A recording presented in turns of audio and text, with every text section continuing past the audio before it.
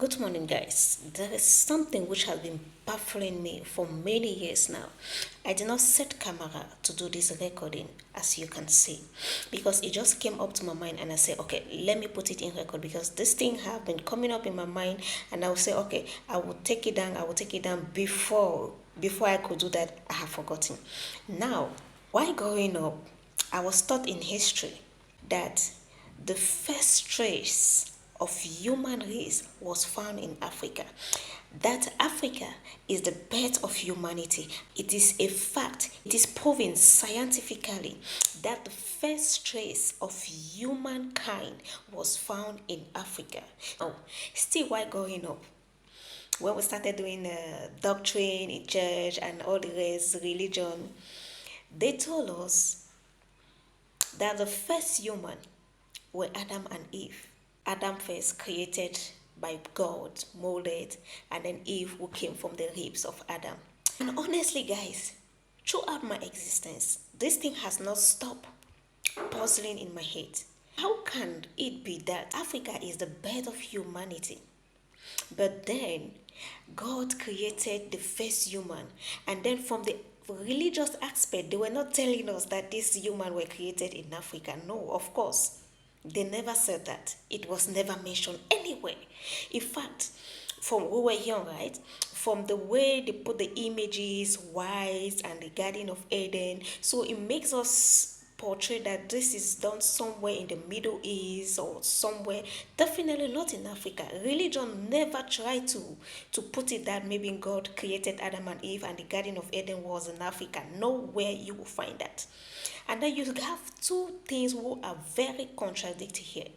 You have the first trace of human being in Africa, and you have religion who is telling you that God created Adam and Eve, and you can see as a child growing up that Adam and Eve, they were Oyibo. What is a child supposed to believe? What is a child supposed to think? Now, this morning I was watching a video of a man. He was saying that Isaac and Ishmael are cousins from Abraham, even though he mixed it up all at this point. The point is, he said that the Christian came from Isaac, and the Muslim came from Ishmael, and then from Isaac came Jacob, and from Jacob came the 12 tribes of the Jews, and then from those 12 tribes came Jesus, and from Jesus we came. And then he says, we are all connected to Abraham through Jesus. It really ponders me to see a grown up African man who is saying that he came from Jesus. He said, you and I. And the person interviewing him was obviously an Oyibo man. So he said, from Jesus, you and I came. Okay, so we are connected to Abraham through Jesus. And I was like, a grown up African man saying that he is connected to Abraham through Jesus. Okay, guys, this is not about Jesus. The truth remains the truth. It is about what Africans are. Abraham must have come many years after life, after people have been living in Africa and other parts in the world. Of course, you can see from the stories, right? From the Bible stories. Abraham wasn't the first human on earth. And history and science and fact is telling us that the first human on earth came from Africa. Therefore, every other person in every other part of the world, they descended from this first human who came from Africa. Therefore, Abraham himself, no matter his color, even though they made us believe he's white, no matter his race, okay, he came from Africa. Therefore, all his descendants came from Africa. Therefore, Jesus came from Africa. And how come a black man who has the original DNA is saying that we are connected to Abraham, who is a descendant of the black race? Abraham who came after the black race. How come now the son is becoming the father, and the father who is the black race is becoming the son? Does that make any sense? Guys, I don't know if you guys are getting my point. Does it make any sense that the black race, who is the original race of humanity, who we carry the original DNA, does it make any sense that this race now becomes the descendant of somebody who came after the race, guys? Does it make any sense? Religion Religion. Question everything, guys. Question everything.